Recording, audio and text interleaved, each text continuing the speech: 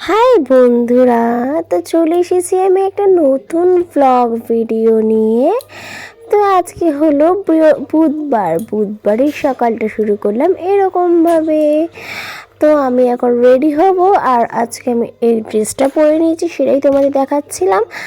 দেন তারপর এখন তো হলো শীতকালে তো আমাকে সোয়েটার পরতেই হবে, না হলে তো আমাকে আবার ঠান্ডা ঘিরে ধরবে, তাই না? তো দেন তারপরে আমি চলে এলাম আমাদের পাইলখান স্টেশনে এসে আমি হাঁটতে হাঁটতে স্টেশনের ওপর উঠবো এবার। আর স্টেশনে গিয়ে দেখছি যে 12 মাসে 13 পার্বণে স্টেশনে শুধু লাইনের ওপর কাজ করতে থাকে। কি কাজ করছে ভাই আমার আর মাথায় ঢোকে না। তো যাই হোক, এই ছোট্ট মাথায় অত এইসব কথা মাথায় ঢুকিয়ে লাভ নেই, ভাবনা চিন্তা ঢুকিয়ে লাভ নেই।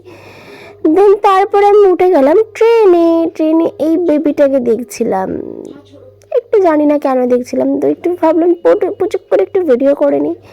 তো এই করতে করতে আমি পৌঁছে গেলাম আমার অফিসে শ্রীরামপুরে। দেন তারপরে গেলাম বাথরুমে হাত ধুতে, সেটাও দেখিয়ে দিলাম। কেমন লাগলো জানিও। টাটা।